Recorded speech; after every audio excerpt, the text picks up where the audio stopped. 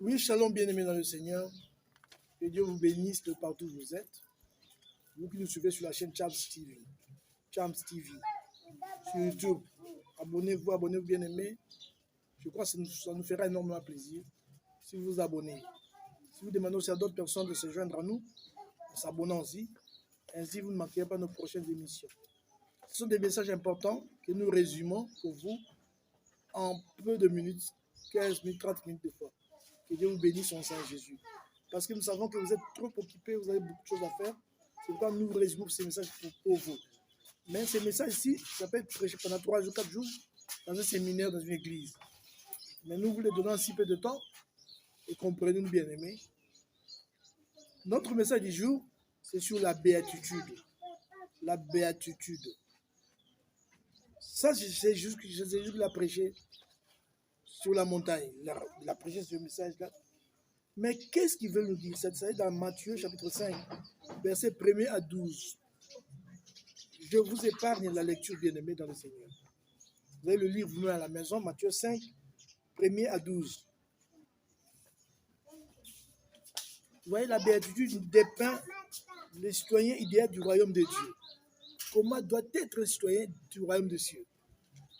Parce que le monde, quand le monde parle de heureux, le monde estime heureux celui qui roule carrosse, qui habite de villa. Voyez, on dit il est heureux. Mais la Bible, ce n'est pas le cas. Pour Dieu, Dieu trouve heureux celui qui correspond à ces choses-ci. Nous allons le lire pour vous, bien-aimés dans le Seigneur. Béatitude, c'est quoi au juste? Ça vient du mot grec makarismos. Makarismos. Makarismos vient de makarios, qui signifie bienheureux. Ça dit bénédiction, bonheur, bienheureux. Ça dit quelqu'un qui est objet d'une bénédiction. Il est heureux. J'entends dans la Bible quelqu'un dire à Jésus-Christ, oh, cette maman-là est heureuse. Heureuse les mamelles qui t'ont la femme qui t'a nourri. Je lui dis non, c'est pas ça. Parce qu'elle est ma mère, parce qu'elle m'a mis au monde, parce qu'elle m'a conçu, qu'elle est heureuse pour ça. Non. C'est autre chose que ça. Jésus nous montre aussi qu'ils sont heureux, qu'ils sont les bienheureux. Premièrement, heureux les pauvres en esprit, car le royaume des cieux est à eux. Vous voulez savoir à qui le royaume des cieux appartient? La Bible dit heureux les pauvres en esprit, car le royaume des cieux est à eux. Les pauvres en esprit, le royaume des cieux est à eux. Pourquoi la Bible appelle le pauvre en esprit? Cela veut dire quoi? Pas pauvre par rapport à l'argent, non. Mais par rapport à la disposition du cœur. Une disposition délibérément choisie. Qui reconnaît leur impuissance et qui dépend de Dieu. C'est quelqu'un qui reconnaît son impuissance. C'est bien que je sois riche financièrement, mais je ne suis rien par rapport à lui. Sans Dieu, je ne suis rien. Donc il veut dépendre à Dieu. Quelqu'un qui délibérément se met à la dépendance de Dieu, dépend de Dieu. C'est le pauvre en esprit. Ça dit de lui-même ne peut rien. Son argent ne peut rien. Sa beauté n'est rien. Donc, moi, j'ai besoin de Dieu. C'est quelqu'un qui est pauvre en esprit. On peut expliquer ça de diverses manières. C'est ça. C'est-à-dire qu'il n'a rien en eux-mêmes. En lui-même, il n'a rien pour plaire à Dieu. Il veut recevoir de Dieu quelque chose pour plaire à Dieu. Je vais continuer, je vais revenir à ça. Deuxièmement, les affligés. Est-ce que toi, tu es comme ça? Tu es riche, tu as des moyens financiers, matériels, tu es bien. Tu n'écoutes personne, tu n'écoutes même pas Dieu. Tu n'as même pas besoin de recevoir Jésus parce que tu te dis, tu es riche, tu es bien là. Mais non, c'est pas bien, bien aimé.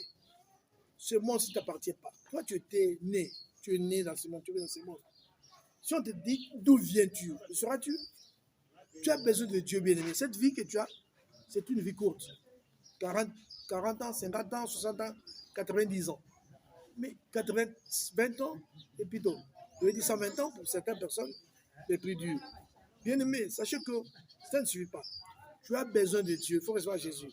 Les orgueilleux ne reçoivent pas Jésus. Qu'est-ce que j'ai besoin de Jésus? J'ai tout ce qu'il faut dans ce monde, je n'ai pas besoin de Jésus. Celui-là n'est pas pauvre en esprit. Mais les pauvres en esprit trouvent que moi, de moi-même, je ne peux rien. Donc, je dois répandre à Dieu. Il a besoin de Dieu dans sa vie. Non seulement c'est la Bible dit, heureux les affligés. C'est-à-dire, c'est lui qui est heureux les affligés.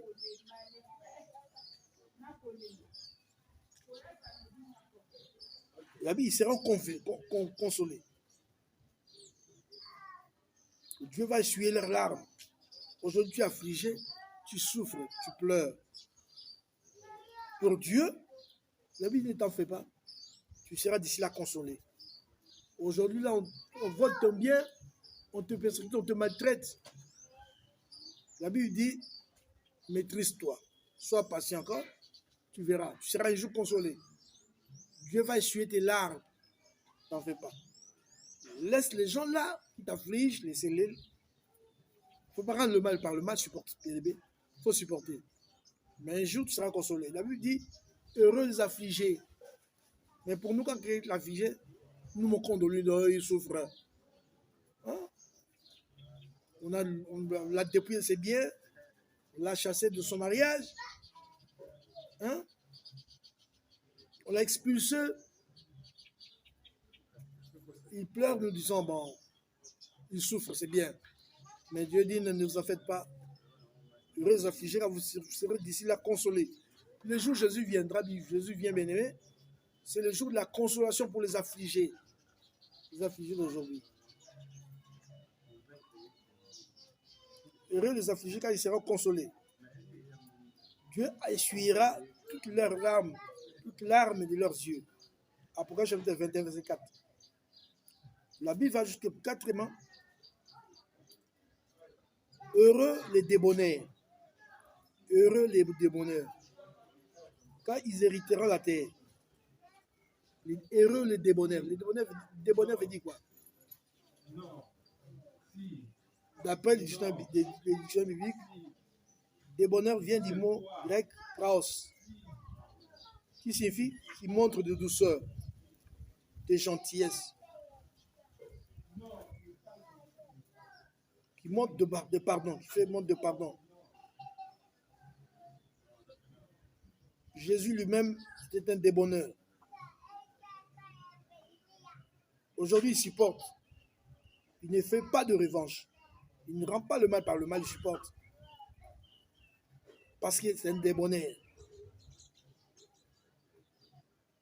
Mais il peut agir comme un lion. Mais à cause de Jésus-Christ, il supporte. Donc, il fait montre de la douceur. Le débonneur, c'est lui qui fait montre de la douceur. Il supporte. Il ne rend pas le mal par le mal, il supporte les offenses. Heureux ceux qui ont faim et soif de la justice. Heureux ceux qui ont faim et soif de la justice. Pour nous trouvons quelqu'un qui a faim, soif de la justice, nous disons, il a soif, faim de la justice. Nous trouvons qu'il est malheureux. Mais la Bible dit heureux. Parce que c'est des personnes qui vivent dans leur famille. Dans le monde, il a besoin, vraiment, il a faim, il a soif de la justice. Il faut que la justice soit dans son pays. Il faut que la justice soit dans sa famille.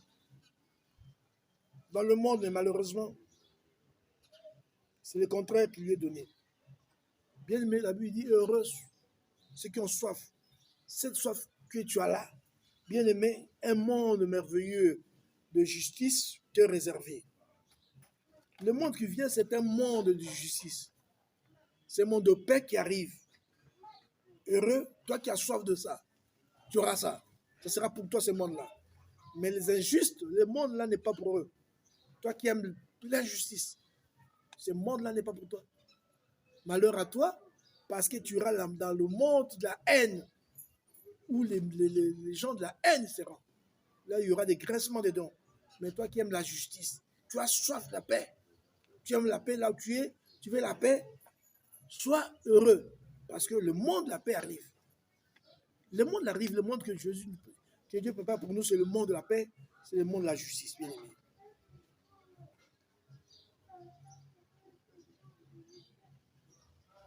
Heureux serez-vous parce que vous serez rassasiés de la justice. Au millénium, vous serez rassasiés de la justice.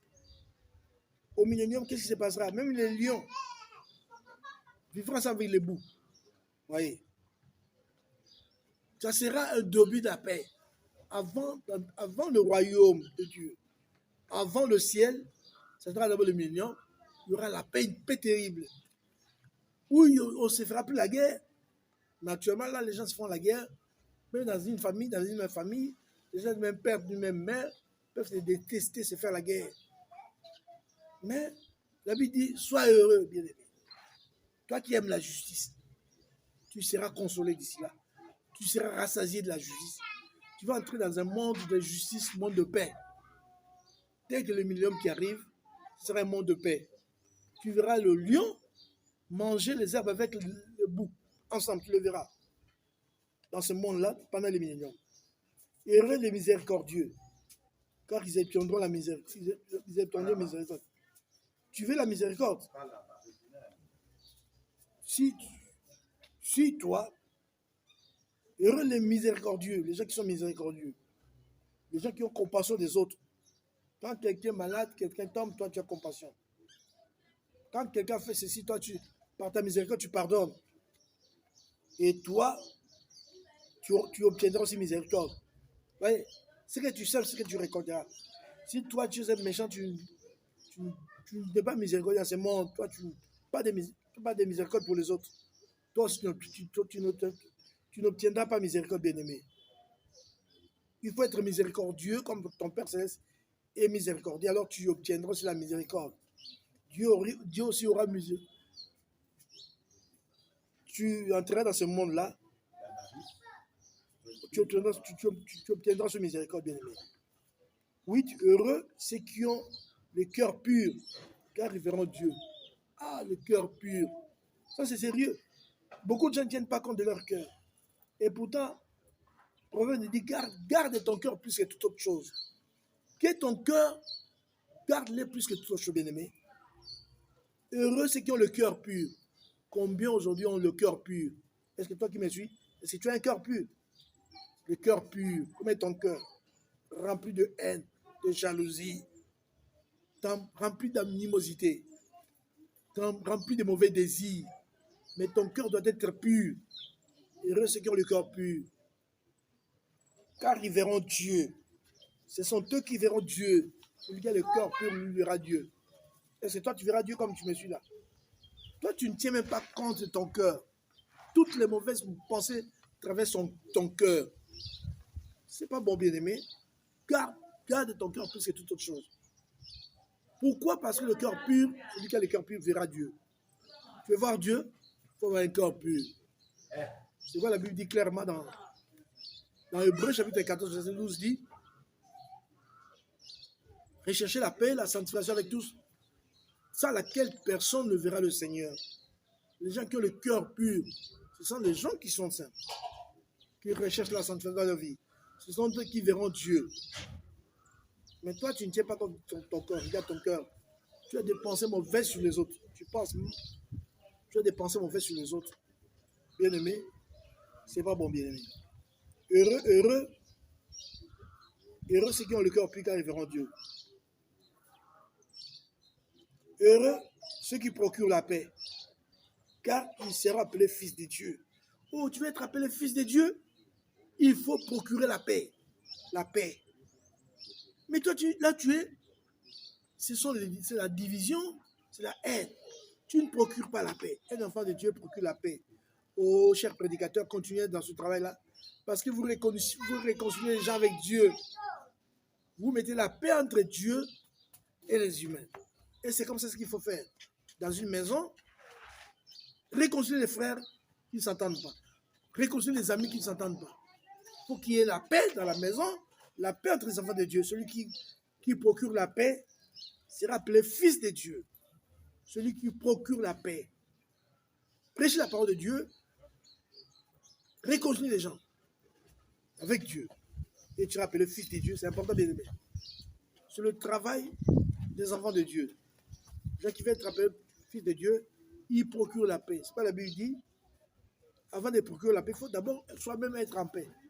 Avec soi-même et avec les autres, avec Dieu aussi. C'est important. C'est pourquoi la Bible dit, soyez en paix avec tous, recherchez la paix avec tous, sans laquelle personne ne verra le Seigneur.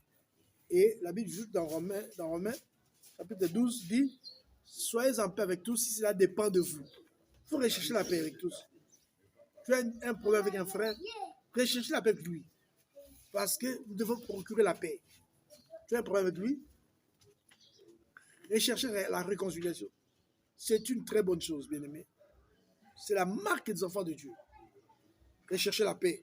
Et tout, c'est la marque des enfants de Dieu. Mais les enfants de Satan, rechercher la paix, ça ne leur dit absolument rien. Ils sont toujours avec les autres là, à couteau tiré. Couteau tiré, c'est la haine, les disputes, les divisions. Ça les arrange. D'ailleurs, dans les sorciers dans une maison, ils n'aiment pas la maison où il y a la paix. Et d'ailleurs, ils viennent provoquer des troubles dans la maison. Ça, ils se retrouvent, ça les arrange. Là où il y a la paix, ça les embête. Parce qu'ils sauront quoi faire. Là où il y a la paix. Là où il y a la paix, c'est la marque des enfants de Dieu. Et Dieu aime la paix. Parce que Dieu, c'était Dieu de paix. Dans le monde qui vient, tel que par exemple le millénium, il y aura la paix. La paix entre les animaux. Le bouc et les lions vont manger ensemble les herbes. Allez-y, comprends bien aimé. Heureux ceux qui sont persécutés pour la justice, car le royaume des cieux est à eux. Ceux qui sont persécutés pour la justice. Il ne faut pas qu'on soit persécuté pour avoir commis une faute. Mais il faut être persécuté pour la justice. Parce que vous avez fait quelque chose qui est bien. Quand on vous persécute pour ça, on vous maltraite pour ça, la Bible, soyez heureux. Soyez heureux. Mais on va rencontrer quand quelqu'un est persécuté pour la justice, il pleure. Il pleure. Moi, on m'a frappé parce que je suis allé à l'église. Moi, on m'a frappé parce que je fais quelque chose de bien. Non, bien-aimé. La Bible, soyez heureux. Soyez heureux. Dieu au Seigneur, merci. Parce qu'on me persécute, parce que je fais quelque chose de bien. Il ne faut pas être persécuté pour le avoir fait commis un mal. Non. Mais quand vous commettez quelque chose qui est bien, heureux sois-tu. La Bible dit, heureux êtes-vous lorsque on vous outragera, lorsqu'on vous persécutera, qu'on dira faussement de vous toutes sortes de mal à cause de moi. Réjouissez-vous et soyez dans l'allégresse, parce que votre récompense sera grande dans le ciel. Car c'est ainsi qu'on a persécuté les prophètes qui ont été avant vous. Bien-aimés, soyez heureux lorsque les gens vous outragera, lorsque les gens diront faussement toutes sortes de mal sur vous. Oh, il a fait ceci, cela, et pourtant, ce n'est pas vrai. Oh, c'est un sorcier, et pourtant, tu ne l'es pas. Tu es un voleur, tu es une prostituée, et pourtant, tu ne l'es pas. Soyez heureux. Oh, c'est cela, soyez heureux, soyez heureux. Ne vous inquiétez aucunement, soyez heureux. Plutôt merci Dieu, parce que tout cela, des gens m'accusent. Je ne suis pas dans cela. Soyez heureux, ils le font pour te faire du mal, pour t'attrister, mais sois heureux. Vous voyez, Dieu a sa façon de voir les choses. Le monde aussi a sa façon. Pour le monde estime heureux les gens qu'on loue dans le monde, qu'on loue, qu'on glorifie. Mais Dieu estime heureux les gens qui souffrent l'injustice dans ces mondes. Dieu les estime heureux. Bien-aimés, que Dieu vous bénisse. C'était un message important qui peut nous prendre beaucoup d'heures. Mais en si peu de temps, nous allons essayer de le résumer. Heureux êtes-vous. Vous devez être heureux, bien aimé, si les gens parlent du mal de vous. Vous devez vous estimer heureux. Si on vous persécute, vous devez vous estimer heureux si vous procurez la paix. Là où vous êtes, deux personnes s'entendent dans toi, tu viens, tu mets la paix, oui. Que Dieu vous bénisse. Continuez comme ça, bien aimé. Ton père et ta mère ne s'entendent pas, tu peux procurer la paix, non? Les deux frères qui ne s'entendent pas, toi, tu peux Tu vas être là pour procurer la paix. Pas pour les diviser, mais pour procurer la paix. Et alors, toi, tu verras Dieu. Ton cœur, là, doit être pur. Quand tu as un corps pur, où tu ne passes pas du mal aux autres, tu contrôles ton cœur, tu ne laisses pas pénétrer n'importe quoi dans ton cœur. Pas de mauvaises pensées. Estime-toi heureux. Estime-toi heureux parce que toi, tu verras Dieu. Tu le verras tel qu'il est. Parce que c'est comme ça que Dieu est. Et tu le verras. Que Dieu vous bénisse de partout où vous êtes au nom de Saint Jésus pour ce message. Je crois que moi, je fais ma part. Le Saint-Esprit fera aussi sa part. Le Saint-Esprit continuera à vous parler encore davantage pour vous faire approfondir ce message sur la béatitude. Au nom de Jésus-Christ, abonnez-vous, abonnez bien-aimés, et ainsi vous ne manquerez pas nos prochaines émissions. Que Dieu vous bénisse. C'était le docteur Didier Chamanga.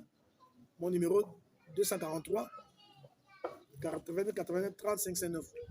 243 80 80 35 59. Que Dieu vous bénisse et à la prochaine au nom de Jésus-Christ. Amen.